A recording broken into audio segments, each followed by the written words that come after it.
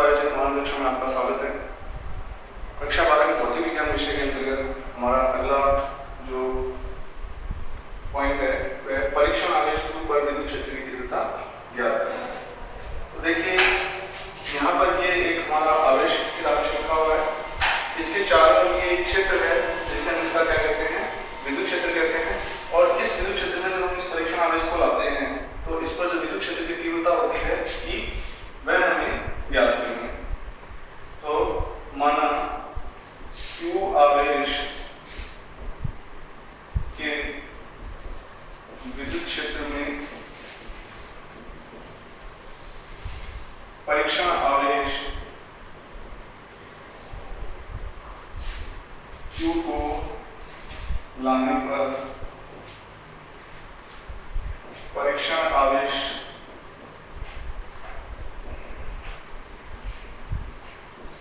पर लगने वाला बल। तो ये जो आवेश है इस पर बल लगाएगा, तो बल लगाने के लिए बल का सूत्र हम जानते हैं, क्या होता है कि गुलाम के नियम से पढ़ा था हमने कि K Q1 Q2 upon R square, और इनके मध्य दूरी हमने यदि R मान ली है तो K Q upon R square. यहाँ अगर K का मान रखना चाहें तो ये जो मान होगा ये कितना होगा 1/4πε0 Q अपॉन R स्क्वायर। ये हमारी समीकरण एक हो गई। अब अगर ये आवेश इस पर विद्युत क्षेत्र लगाता है तो अतः परीक्षण आवेश पर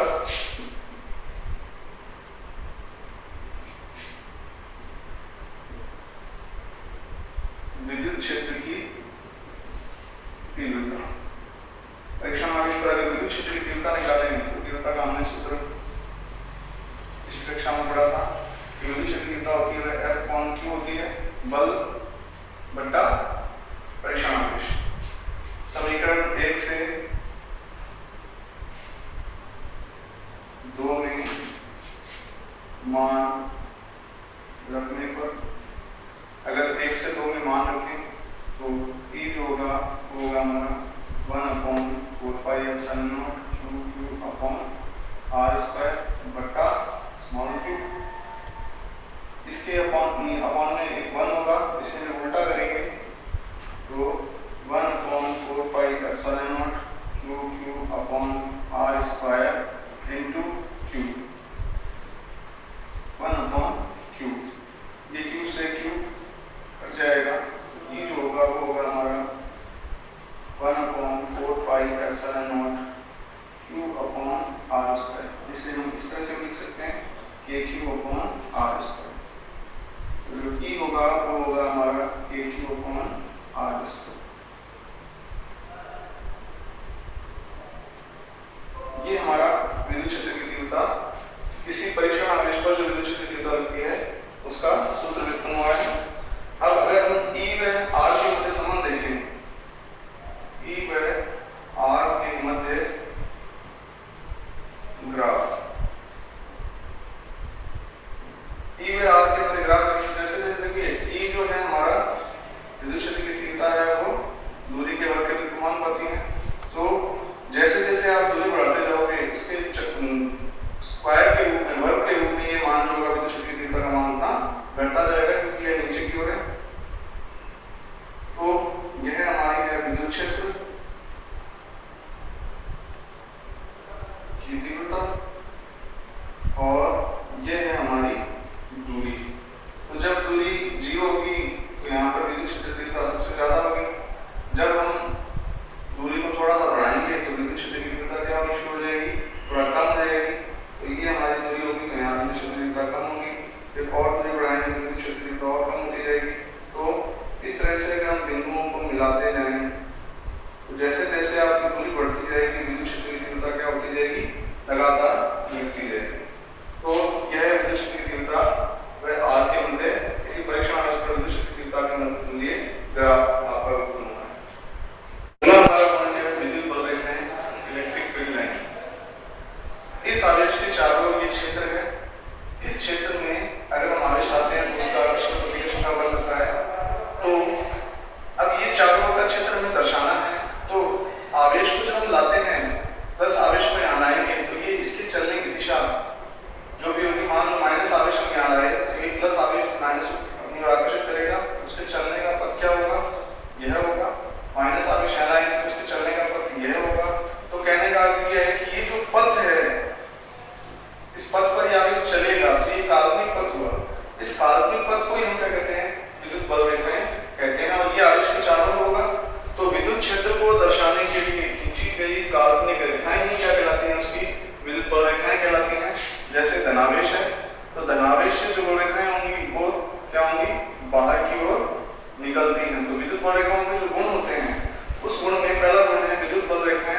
धनावेश से शुरू होती हैं और अनंत की ओर कहाँ समाप्त होती हैं।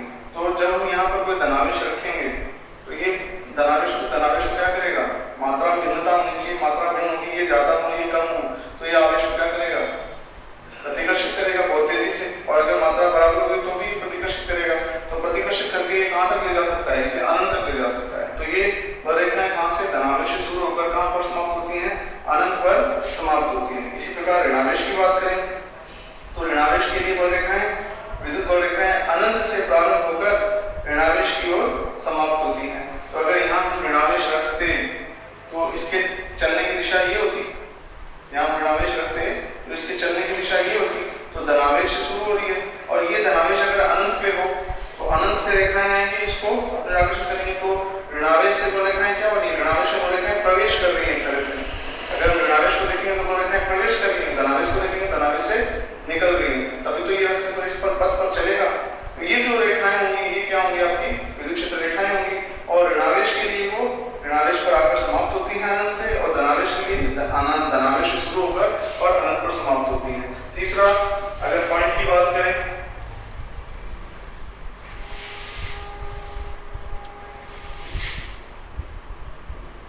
विद्युत बल रेखाएं सतत वक्र होती हैं, अर्थात बल रेखाएं कभी टूटती नहीं। देखिए इसे अगर समझना हो तो ये धनावेश है और ये ऋणावेश है, ये बल रेखाएं इससे निकलेगी, इसकी ओर जाएंगी तो ऋणावेश में प्रवेश कर रहे हैं। अब ऐसा नहीं हो सकता कि ये आवेश इस पथ पर चले, यहाँ पर बल रेखा खत्म हो जाए तो यहाँ के आवेश रुक जाए, फिर थोड़ी दूर चले यहाँ पर बल रेखाएं समाप्त हो गई, फिर यहाँ पर आकर रुक जाए, फिर यहाँ पर आकर रुक जाए, रुकेगा नहीं। कहने का मतलब ये लगातार यहाँ इसकी ओर आकर्षित होगा, मतलब ये बल रेखाएं बीच में से टूट नहीं सकती हैं, ये लगातार सतत वक्र होंगी और लगातार ये चलती रहेंगी बल रेखाएं। चौथा है विद्युत बल रेखाएं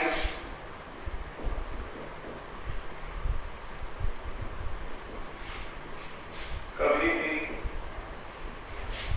एक दूसरे को काटती नहीं।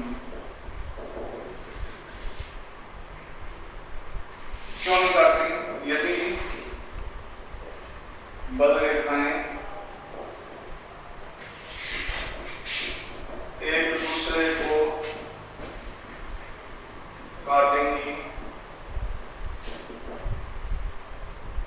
तो कटान बिंदु पर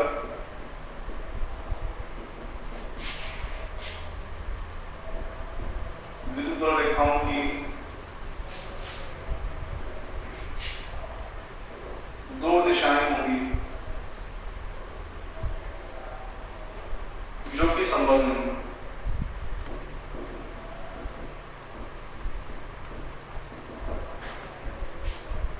इसका तात्पर्य यह है कि अगर हम धनावेश लें और यहाँ पर एक धनावेश लें और यहाँ पर एक धनावेश लें, इससे बल रेखाएं सभी निकलती हैं, इससे बल रेखाएं जो है सभी बाहर की ओर त्रिज्यता बाहर की ओर निकलती हैं, इससे बल रेखाएं जो होती हैं त्रिज्यता बाहर की ओर निकलती हैं। तो कहने का अर्थ यह है कि अगर ये बल रेखाएं आपकी इस आवेश की और इस आवेश की बल रेखाएं ऐसे हैं निकल रही हैं, तो जैसे जैसे आप आवेशों को पास लाएंगे तो ये बल रेखाएं क्या होती जाएंगी, ये जो बल रेखाएं हैं पहले तो चारों समांतर बाहर फैली हुई हैं, जैसे फिर आप आवेशों को पास में लाओगे तो बल रेखाएं क्या होती जाएंगी, ऐसे फैलती जाएंगी। अर्थात उनकी जो प्रवृत्ति जब दूर दूर रहेंगी तो बल रेखाएं इस तरह से रहेंगी, पर जब आप इन्हीं आवेशों को पास में लेकर आओगे, पास में लाएंगे इन्हीं आवेशों को, तो ये बल रेखाएं क्या होती जाएंगी, इस तरह से मुड़ती जाएंगी।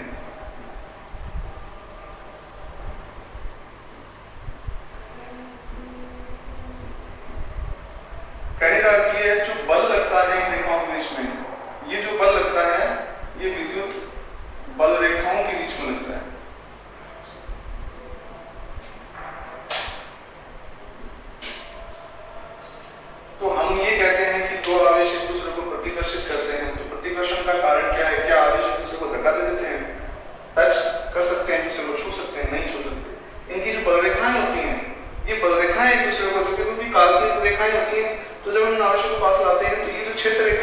में एक दूसरे पर बल लगाने लग जाती हैं। ये बल रेखाएं ऐसे जैसे रबड़ को हम खींचते हैं, रबड़ के लिए रबड़ में क्या होता है, जब हम खींचते हैं तो उनके अणु क्या हो जाते हैं, दूर हो जाते हैं।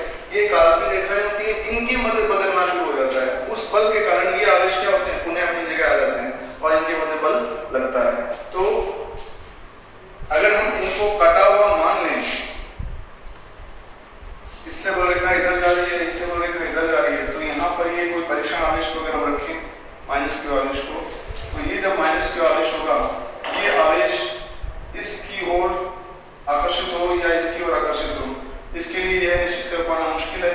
अतः यह संभव नहीं है कि ये दोनों आवेश ये आवेश इन दोनों आवेशों की तरफ चल सके। एक आवेश की तरफ गति करेगा तो ये इसके आवेश के चलने का पथ निश्चित नहीं हो पाएगा, अतः यह संभव नहीं होगा। तो कहने का अर्थ यह है कि कभी बल रेखाएं दोनों एक दूसरे को काटे